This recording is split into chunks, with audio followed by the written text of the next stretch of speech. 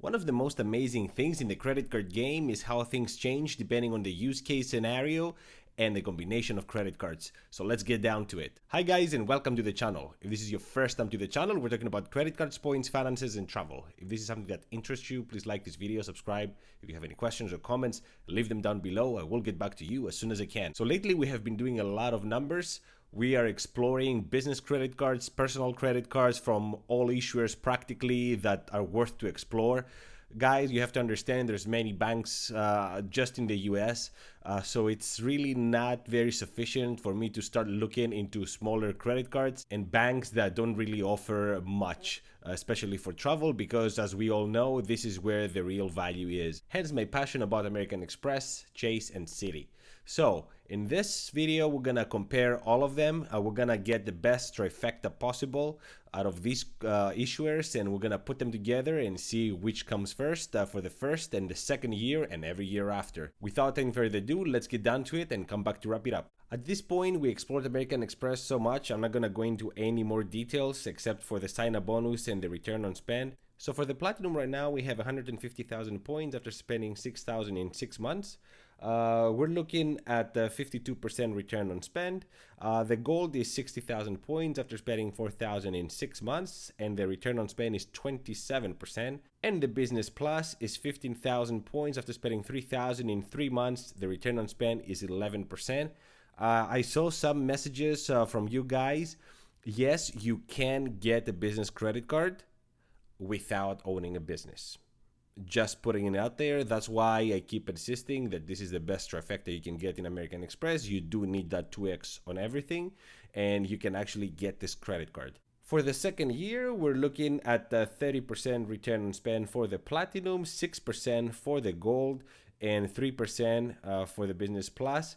And this is based on the 1.5 cents evaluation. We have the same evaluation for all of the issuers. Now we're looking at Chase. I did a video earlier last month about Chase credit cards. I put the Sapphire Reserve next to the Preferred, and even though the Preferred does come up first for the first year because the sign-up bonus is better, on the second year and every year after, the Reserve came first. So I thought it would be much more realistic to have the Reserve. Plus it offers many benefits. It has that travel credit, it has the TSA pre, it has the priority pass, so it's good to have when you travel. The return on this one is 20%. Again, I'm not gonna go into much detail. I do have videos that are very recent talking about these credit cards.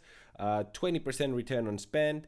And then we have the Freedom Flex, 20,000 points after spending 500 in 3 months, 68%. 68% is because I'm calculating as 1.5 cents per point.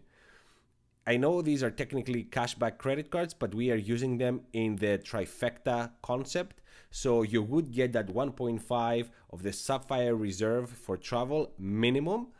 You could also transfer these to Hyatt and get 2x almost. So, but I'm getting that 1.5 because that's guaranteed. So 68% for the Flex and 68% for the Unlimited. They have exactly the same sign-up bonus, and they both offer a 5x for the first year on gas right now. And that alone is incredible based on the gas prices that I see. So 5% on gas, valuable. For the second year, we're looking that the return on spend for the Reserve drops at 2.5%. For the Flex, it's at 7.5%. And 2% is on the Freedom Unlimited. I have to say at this point that I am using the imaginary budget of $12,000 equally spread between travel, restaurants, gas, and groceries, so $3,000 each. And I am adding this spend to the best multiplier credit card. So for the Flex, for example, I know that in a year I will have gas, I will have groceries, and maybe something else. I give it $6,000, so 50% of the budget, and it gives me a 7.5%. I do understand though that this is the maximum you can get. So if you start adding expenditure on the Flex, the return on spend will drop, because after that 5x, you have 1x on everything else.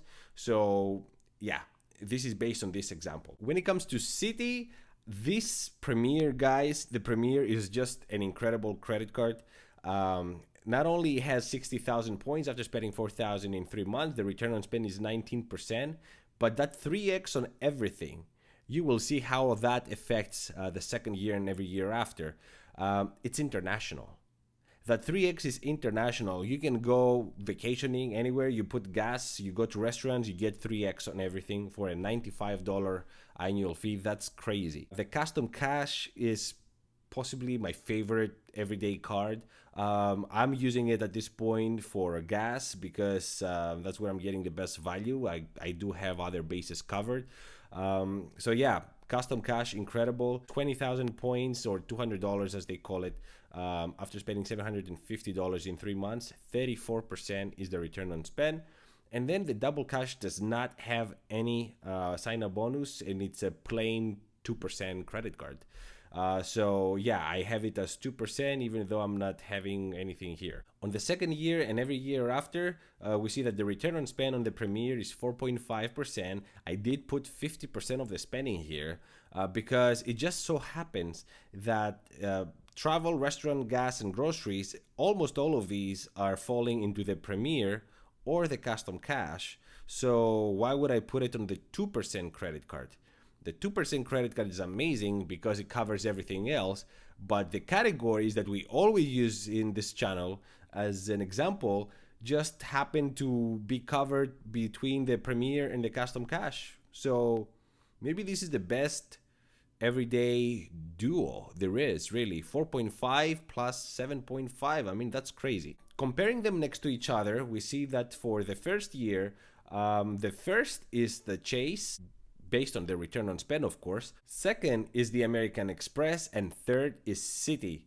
And I want you to notice here that one of the great things that I see here is the required spend that you need to do to get the sign-up bonuses. Yes, you see the American Express has almost $5,000 return, but you need to spend almost $14,000 to get that. And when it comes to something like Chase, you see $5,000 and you get almost $1,600 back. So it's an incredible deal for the first year. On the second year, though, we see how things change, and second year and every year after. So 13% is for American Express. Keep in mind, though, that I am using all the American Express credits here, and maybe you cannot use all those. They're not, you really need to travel with a Platinum. That's a given. So if you don't really travel, this 13% will easily drop, but it won't drop that much. It would still be first. Even if you get 8%, 9, 10%, it will still be first. The second is Citi, and this is mainly because it's really a duo. I'm not dividing by 3 the averages of the return on spend here. It's divide by 2 because I really put all that spending in 2 credit cards, and it's 6%. And last, third is the Chase with 4% return on spend. Now, guys, you have to understand that these numbers are based on the specific example. I have $12,000 and for everyday expenses, and I understand, first of all, that those examples that I provide do not cover every kind of spending. Like the Citi double cash was not even used with that 2x. So that might be an issue. Then the custom cash and the flex, the Freedom Flex, they have a limit of $6,000, and I used the full amount. If you're spending more than that, you're not going to get the same return on spend. Now, that being said, if you are a family, if you have a significant other, or you have a roommate and you both get these credit cards, then you can double the expenditure on those. And instead of having $6,000, you can have $12,000 in a year. So that might help, but keep that in mind. So numbers are relative. You need to understand what kind of traveler you are, what kind of spender you are. If you feel comfortable paying these high annual fees, I mean, looking at the American Express setup here, we have $945. $945 for the 2 credit cards, Platinum and Gold. And the rest, I mean, the second most expensive setup here is Chase with $550, and it's all on the Sapphire Reserve. And then the Citi is only $95. So are you feeling comfortable spending all that money. If you're not traveling, does it worth it to get an American Express setup? No, absolutely not. For somebody that travels at least twice a year and ideally internationally, 100% the American Express will give you those returns easily. Chase is the more solid because it covers all the bases, and the 1.5% is guaranteed because you get that through the portal. Plus, they have that 50% extra boost for everyday expenditure nowadays. So you're gonna get that 1.5 guaranteed. With Citi, that's not the case. If you don't transfer the Citi points to travel partners, you're not gonna get 1.5. You're gonna get 1%.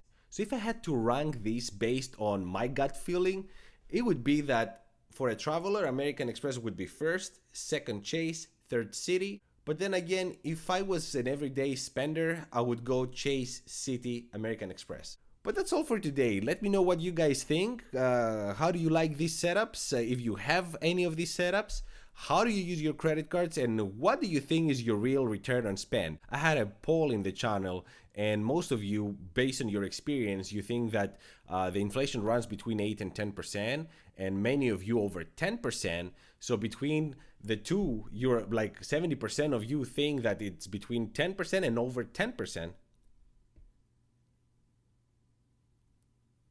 What am I saying? Basically, the main point is that you guys think that the inflation is sky high, and it's very important that you get the right setup for you, because that 4, 5, 6% will help you a lot for your finances this year. Thank you so much for watching. Until the next one, ciao.